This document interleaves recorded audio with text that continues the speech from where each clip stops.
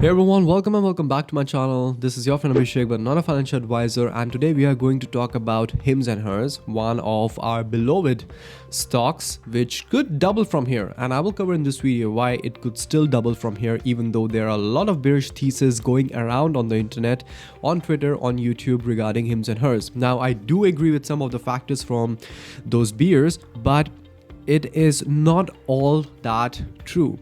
And me and my patrons, we are actually invested into Hims and Hers, and we are still buying per month because now the price seems to be more reasonable. And I will cover in this video some of those bearish points which actually does make sense and are logical, but I will also give you a counter argument why I do believe that Hims and Hers could still progress and could do quite good in the future. So without further ado, let's get right into it. Okay, so first thing first, as you know that Hims and Hers is not just known for one particular drug. Hims and Hers has weight loss, sexual health, dermatology, mental health, hormonal health, and longevity drugs as well. Okay, so they believe they have the ability to help over 100 million consumers across the specialties in regions they serve. So this is one important point which you need to believe, that it is not just about one drug, which we'll get on to, which is kind of a bearish thesis for Hims and Hers as well. It is a platform. It is literally a platform for those who cannot afford such expensive drugs from the pharmaceutical companies and can go for the spin-offs, which is provided by Hims and Hers. Okay, and as we can see, they are aware about what is happening in the market and what is the demand in the market. This is their plus point, guys. Hims and Hers knows the consumers, knows their consumers, knows the market, and therefore they attack that particular market. Now, I do understand that there are a lot of pharmaceutical companies who are against that because they put a lot of efforts into their research and then finally they release a drug.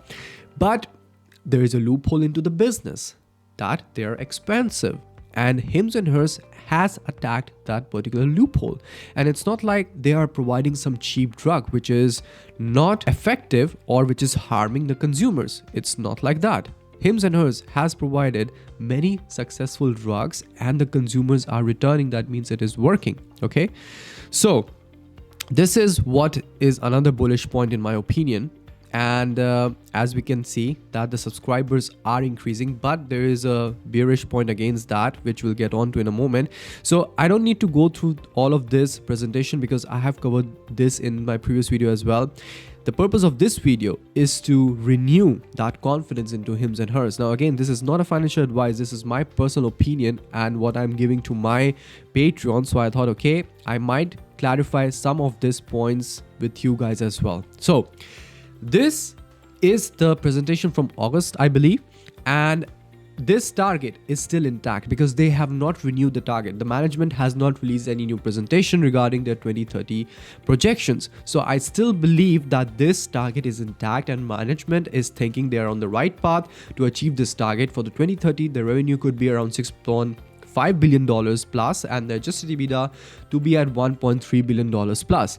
Now, many bears, what they are saying, let's get on to that this target was achievable when the GLP-1 drug was on the list for Hims and Hers. Since now that is out of the way, Hims and Hers might not be able to achieve that. This is a big bearish thesis against Hims and Hers. Now, let me show you guys when in 2022-2023 they did not have GLP-1 in their product list. They were still making, let's say, $278 million, $370 million. And then when the GLP-1 came into the picture, they had a huge spike. Okay, yeah. Now, since GLP-1 is not in their product list, the quarter-over-quarter revenue did decline. But did it come back to those levels? No. Now, in the last quarter, it has gone back to $599 million. So what do we see from there? Okay, revenue is, the top line growth is not the best picture. Okay, it could come from dilution and many other things, but we can still see that it has not gone to those previous values, guys. So that means that's not the end of hims and hers. If they don't have one product, they are putting efforts to bring back the subscribers. Now, this brings us to the second bearish point for hims and hers, which is that their marketing spend is quite high now. That means to gain one subscriber where they were putting $3,000, to get one subscriber, they're putting X amount, and now that amount has 10x. So they are putting a lot of marketing spending. And I do agree with that, but we do have to understand that this could be temporary, okay? Yes, the steep is exponential for their marketing spends, but we have to wait and watch how this would convert into the bottom line growth and the top line growth. Eventually, if the company is spending a lot of money, if there is a capital expenditure or there's SG expenses or their marketing expenditure, and if that gets converted into a good top and bottom line growth, then what's the problem, guys? I do understand that for hims and hers, this is a bit tricky because it's been in the limelight. Yeah, also the case from Novo Nordisk. So I do understand, but this is not the end of the road, like I explained. So two bearish points. Yeah, the first one, that without GLP-1, there was no future for hims and hers, but we can see the numbers speak against that theory. The second point, yes, their marketing spends are increasing per subscriber, but that we have to still wait and watch how that gets converted into. Now let's see if we go on to the cash flow statement. So we can see that in the trailing 12-month period, the revenue growth was $2.2 billion and the cash flow was still $325 million. So it's not that bad if you see compared to the year when they had the GLP-1 drug. So if they're spending a lot of marketing budget for their subscribers to gain subscribers, then it is not affecting the cash flow as much as we are seeing, okay? So now let's go on to the $6.5 billion plus revenue target. And if we go on to the general overview, we see the price to sales ratio of $4 billion.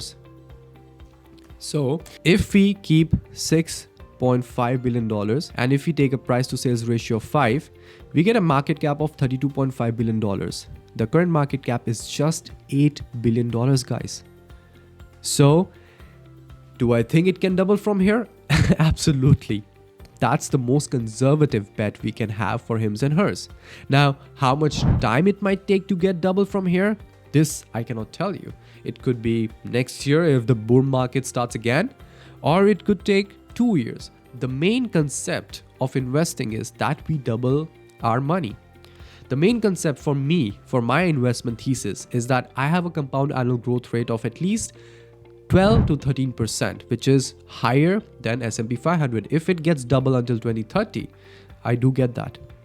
That's all, guys. That's all. That's the purpose of my thesis. So that's the thesis behind any investment I make and my Patreons. So with hims and hers, I do believe we get a compounded annual growth rate of more than 12% easily, and it could double from here as well. So that's it, guys. That's all for hims and hers. I'll see you in the next one. Until then, stay safe, stay happy, and ciao.